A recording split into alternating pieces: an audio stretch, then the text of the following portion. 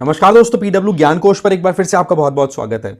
दोस्तों 1 फरवरी 2025 को जब हमारा बजट सेशन स्टार्ट हुआ पार्लियामेंट का, तो उसमें हमारी फाइनेंस मिनिस्टर निर्मला सीतारमण जी ने एक बात कही कि 12 लाख रुपए तक जिन लोगों की इनकम है एनुअली, उन लोगों को कोई टैक्स नहीं देना पड़ेगा।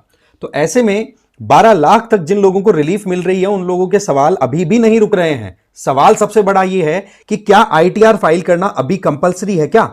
भाई सीधी बात है कि जब टैक्स देना ही नहीं है तो क्या फिर इनकम टैक्स रिटर्न फाइल करना जरूरी है?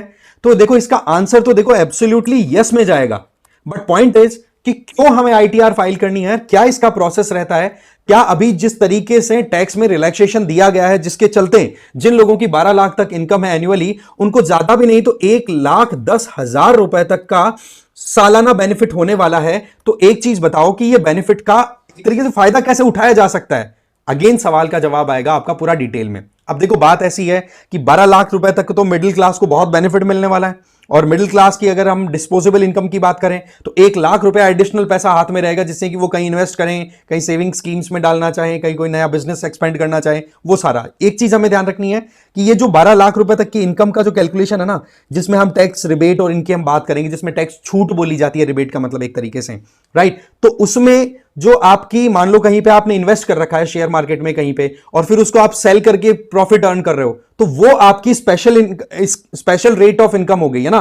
आप स्पेशल रेट्स के ऊपर बेसिस पे इनकम कर रहे हो, तो उस पे आपको कोई बेनिफिट नहीं दिया जा रहा है। ये बेसिकली जो सैलरीड इंडिविजुअल्स हैं, सैलरी से जो कमाते हैं, जिनका बैंकों में डिपॉजिटेड है, जिनको एकदम स्टैंडर्ड रेट के ऊपर इनकम करने का मौका मिलता है, तो उन लोगों के लिए बेनिफिट का प्रोविजन है। ठीक है, इसके अलावा गवर्नमेंट ने यहां पर ये वेरिएशन क्यों किए? भाई एकदम से इतने सालों से मिडिल क्लास इतना त्राहिमाम त्राहिमाम कर रहा था कि भाई रेट, थोड़ी सी इनकम टैक्स की रेट को आप कम करो, हमारी पास में पैसा बचता ही नहीं है, इतना टैक्स हम पे कर देते हैं, क्या करें? तो ऐसे में देखो 2022-23 का जो असेसमेंट ईयर था ना, असेसमेंट ईयर का मतलब हो गया जिस साल में आप आईटीआर फाइल कर रहे हो, जिस फाइनेंशियल ईयर में आईटीआर फाइल कर रहे हो, वो तो असेसमेंट ईयर है। और जिस साल के लिए आप आईटीआर फाइल कर रहे हो ना, वो आपका फाइनेंशियल ईयर हो जाएगा। जैसे मैं एक सिंपल सी बात बताऊं कि अब आईटीआर फाइल होना स्टार्ट हो जाएगी 1 अप्रैल के बाद में, 1 अप्रैल 2025 से, समझ गए? तो वो आपका असेसमेंट ईयर कौन सा चला गया? 2025-26। और उसमें आप डॉक्यूमेंट कौन से सबमिट करोगे, आप अपनी सैलरी कौन सी कैलकुलेट कराओगे, तो वो आपका फाइनेंशियल ईयर हो गया। वो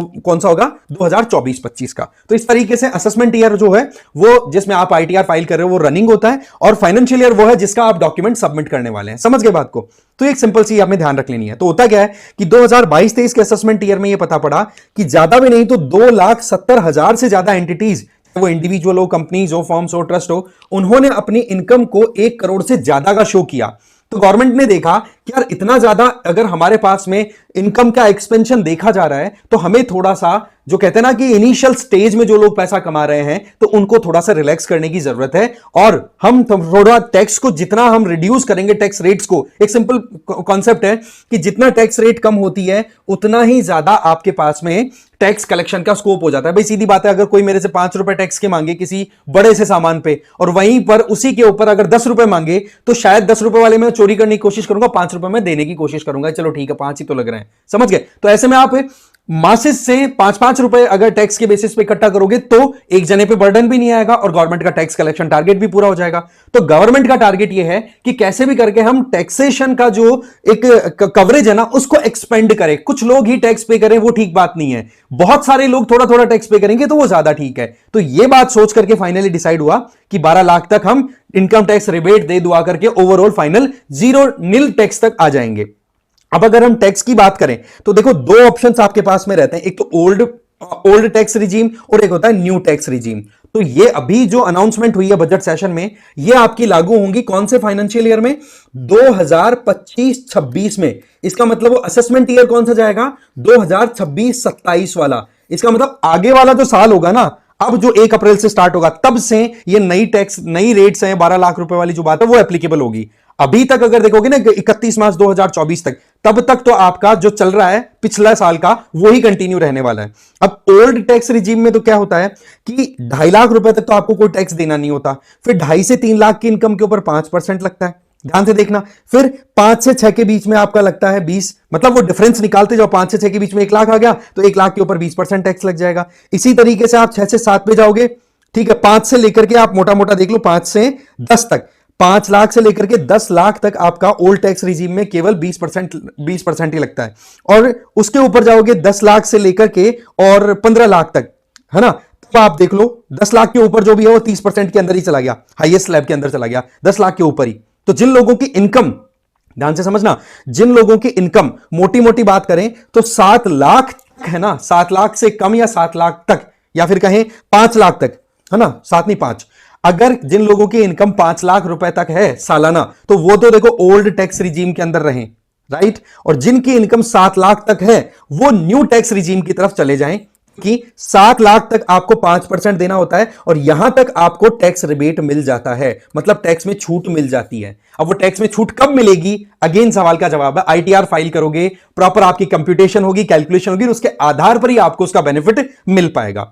बट अब जो चेंजेस किए गए वो देखो आप, कि जब आप असेसमेंट ईयर 2026-27 के अंदर अपनी फाइनेंशियल ईयर 2025 के आईटीआर फाइल करोगे ना, तो आपको बेनिफिट मिलेगा कि 12 लाख रुपए तक का जो आपका टैक्स स्लैब है, 12 लाख रुपए तक का जो टैक्स स्लैब है, उसमें आपको निल टैक्स देना पड़ेगा। अगेन आपको आईटीआर के थ्रू ये सबमिट करना होगा। सवाल यह आता है कि फिर आईटीआर जब निल टैक्स ही लगेगा तो आईटीआर सबमिट करने की क्या जरूरत है। तो इसके पीछे एक सिंपल सा आंसर है कि गवर्नमेंट है ना, वो आइडिया लगा ले कि कितने हमारे पास में टैक्स पेयर्स हैं। आईटीआर फाइल करने से आइडिया लग जाता है कि हाँ भाई टैक्स पेयर कितने हैं, बेस कितना एक्सपेंड हुआ है, और आगे हमें पॉलिसी फॉर्मुलेशन में क्या काम करना है। जैसे कि मैंने बताया कि असेसमेंट ईयर 2022-23 में जो टैक्स पेयर की संख्या थी, उनसे आइडिया लगाना कि 1 करोड़ से ज्यादा इनकम कितने लोगों ने दिखाई है, तभी तो गवर्नमेंट ये कदम उठा पाई है। अब अगर आईटीआर आप फाइल ही नहीं करोगे तो गवर्नमेंट को आइडिया नहीं लगेगा कि हाँ भाई इनकम लेवल कितना एक्सपेंड हुआ है, क्या हमें टैक्स रेट्स में एडजस्टमेंट्स करने हैं, राइट। तो ये हमें ध्यान रख लेना है। ओल्ड टैक्स रिजीम जो है वो मोर और लेस वो का वही कंटिन्यू है।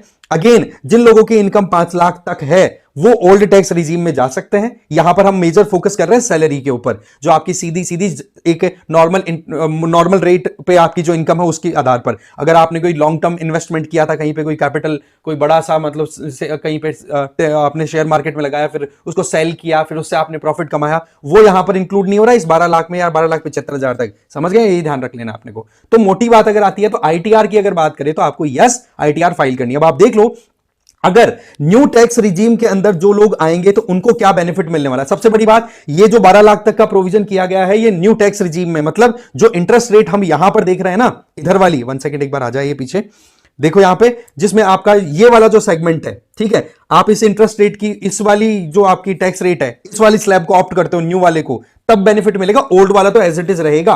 तो अब आपको सोचना है। तो सैलरी लोगों के लिए तो साफ साफ क्लियर है कि इनकम टैक्स की जो नई स्लैब है, नया जो रिजीम है, जिनमें पिछले के 2024-25 का जो फाइनेंशियल ईयर है, करंट फाइनेंशियल ईयर, इसके कंपैरिजन में नेक्स्ट में रिडक्शन होगा ना, उसका और भी बेनिफिट मिलेगा। अब आप यहां पर कंपेयर करो, देखो कि 4 लाख तक तो आप मोटा मोटा टैक्स फ्री हो गए। आप प्रीवियसली टैक्स फ्री कितने में थे न्यू टैक्स रिजीम के अंडर ही, आप 3 लाख तक, 1 लाख के ऊपर तो यहां का बेनिफिट हो गया। और फिर 12 लाख तक आपका टैक्स रेट कितना जा रहा है, 10%। इधर 12 लाख तक कितना जा रहा था, 15%। ठीक है, तो ये रेट्स में भी जो डिफरेंस आया है, ये कहीं ना कहीं न्यू टैक्स रिजीम की तरफ लाने की कोशिश की जा रही है सरकार के द्वारा। और ओवरऑल आप देखो कि 12 लाख तक आपकी इनकम है तो आपको कोई टैक्स नहीं देना पड़ेगा, और 12 लाख के ऊपर जैसे गए तो आपको फिर बाद में टैक्स पे करना पड़ेगा। तो कुल मिलाकर के 12 लाख या महीने की 1 लाख रुपए तक की जो इनकम है ना, उसको एक नॉर्मली एक स्टैंडर्ड कंसिडर कर लिया कि यार इतनी इनकम तो होनी चाहिए जिससे कि एक आदमी अच्छी जिंदगी जी सके, बेसिक जिंदगी, क्योंकि महंगाई भी तो बहुत ज्यादा बढ़ रही है। और एक लॉजिक और है इसके पीछे, अभी आपको पता है ना 8th पे कमीशन है, वो कॉन्स्टिट्यूट हो गया है, टर्म्स ऑफ रेफरेंस भी उनको दे दिए गए हैं। अब वो लागू होगा 1 जनवरी 2026 से, तो उसके लिए गवर्नमेंट पहले से रेडी होकर चल रही है। ठीक है, तो आपका जो क्वेश्चन है कि आईटीआर फाइल करना है कि नहीं, भाई सीधी बात, आईटीआर फाइल करनी है। और आईटीआर फाइल करने से गवर्नमेंट को आइडिया लगेगा कि हाँ जी कितना लोगों के पास में कितनी इनकम एक्सपेंड हुई है। आईटीआर टैक्सेशन के लिए नहीं होता है, ध्यान रखें। टैक्सेशन तो गवर्नमेंट को जो टीडीएस लेना होता है वो ले लेती है, बट हम हमारी तरफ से इनपुट देते हैं कि भाई हमारे ऊपर लायबिलिटी तो इतनी है टैक्स की और टीडीएस हमारा इतना कटा है। तो ऐसे में जो डिफरेंस होता है ना, मान लो टीडीएस आपने ज्यादा कटवा लिया या आपका काट लिया कंपनी ने अपने हिसाब से, और जबकि आपकी लायबिलिटीज जो है आपने प्रॉपर डॉक्यूमेंट सब सबमिट किए तो पता पड़ा कि टैक्स लायबिलिटी कम है, तो जो एक्स्ट्रा टैक्स चला गया ना वो आपको रिटर्न मिल जाएगा। उसी को तो मोटा मोटा हम रिबेट बोल देते हैं, टैक्स रिबेट। समझ गए? तो ये सारा मामला है यहां पर, समझ गए? इसके अलावा जो टैक्स रिबेट की कैलकुलेशन होती है वो इनकम टैक्स एक्ट के सेक्शन 87 के आधार पर होती है। ये आपको सिंपल ध्यान रख लेना है, राइट? तो एक सिंपल सा एक आपको क्लैरिटी देने के लिए वीडियो बनाया गया। खैर आगे हम देख लेते हैं। PWIS की तरफ से आप 2025 के लिए प्रिपेयर कर रहे हैं, आगे प्रीलिम्स बिल्कुल सामने, तो आपके लिए 2 ऑप्शंस अवेलेबल है। आप अभी तैयारी स्टार्ट कर रहे हैं तो ऐसे में प्रीलिम्स क्रैश कोर्स ज्वाइन कर लो, जिसमें आपकी प्रीलिम्स रिगरस प्रैक्टिस भी इंक्लूडेड होगी। इसमें आपको पढ़ाया भी जाएगा और टेस्ट सीरीज भी लगाई जाएगी, मेंटरशिप भी आपको साथ में प्रोवाइड की जा रही है, सीसेट जीएस के टेस्ट लगाए जाएंगे, सेक्शनल और फुल लेंथ। ठीक है, रेट मात्र 8,000 रुपए। और आपको लगे कि भाई मेरी पढ़ाई तो मैं खुद कर रहा हूं, बट मुझे केवल टेस्ट सीरीज ही ज्वाइन करनी है या फिर मुझे केवल रिगरस प्रैक्टिस ही ज्वाइन करनी है, तो आप 4,000 रुपए की रेट के ऊपर इसको ज्वाइन कर सकते हो। सबसे इंटरेस्टिंग बात, ऑनलाइन ऑफलाइन इंग्लिश हिंदी हर दोनों मीडियम्स में और दोनों मोड्स में ये फैसिलिटी अवेलेबल है। बस इसमें आपको फैसिलिटी थोड़ी सी रिड्यूस कर दी जाएगी, जो कि मोरलेस ओरिएंटेड होगी आपके टेस्ट से रिलेटेड। ओके, और आप मुझे फॉलो कर सकते हैं इस क्यूआर कोड को स्कैन करके टेलीग्राम चैनल पे। मेरा नाम है रजनीकांत लाटा। ओके, तो इस वीडियो में इतना ही था। Thank you very much.